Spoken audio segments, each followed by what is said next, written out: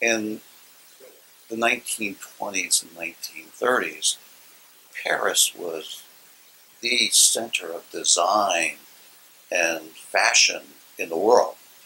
And it's interesting that most of these European coach builders, like Bugatti, like Hispano-Suiza, which was a joint venture between Spain and Switzerland, they all ended up moving to Paris because that's where the market was. That's where people went for the best in fashion and design. And so these events started in the 1920s and 1930s in the Parc de Paris, and they would show, the couture would show the latest in fashion, and the coach builders would show the latest in automotive design. And they were very, very well attended events, and it was like the Paris Motor Show. And then World War II came, and after the war, there wasn't much of an appetite for opulence and elegance. I mean, they were rebuilding the basic infrastructure of the city, and so they stopped.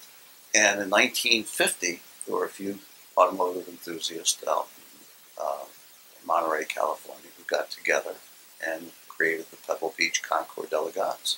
And they just had a handful of cars the first year in 1950, and it was actually the car that won Best of Show was a brand new Jaguar XK 120. So, they evolved into, reaching back into the golden age of motoring.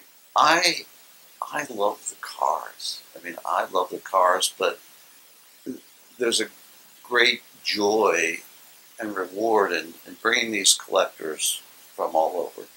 And they come from this year, Ohio, Vermont, Florida, North Carolina. Most of these people have never been to the Eastern Shore before. And, this is, for them, this is more than a one-day event. We bring them, they come. We try to introduce them to the shore, its culture, its architecture, its history, its food, and they love it. And they have a great time. It's like putting on a great party. We had a committee that looked at who the beneficiary should be when we moved from the Maritime Museum.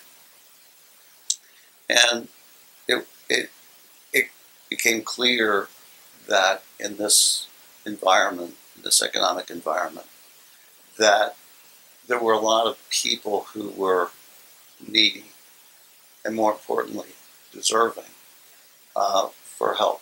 And that's what the Midshore Community Foundation does. They are the largest provider of scholarships on the Midshore.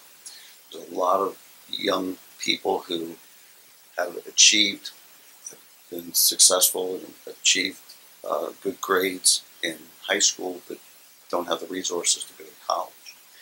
And the Midshore Foundation is the largest provider of scholarships on the shore. And Marjorie Adams of Mimi's Closet in Chestertown, and she has a shop at the Tidewater in Easton as well. She does the fashion show, and she's done it every year for us, and that's a big hit. And the guys can always say to their wives, "Listen, this isn't just about cars. You can come to a fashion show too." So it's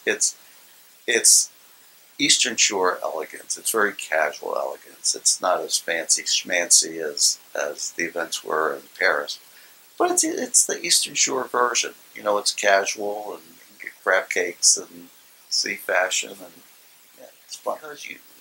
These are like the Rembrandts and the Picassos. They will always be there.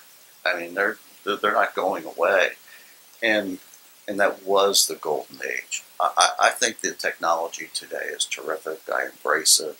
I'm totally for it.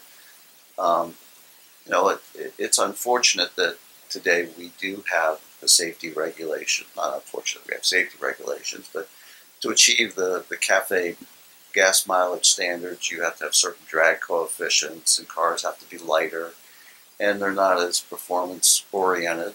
But that's what we need to do today to adapt to the economy and the environment.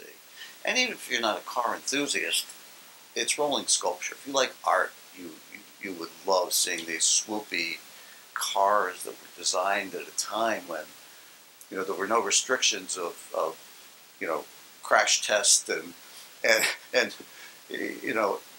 drag coefficients and fuel economy. I mean, these designers had a clean sheet of paper. I mean,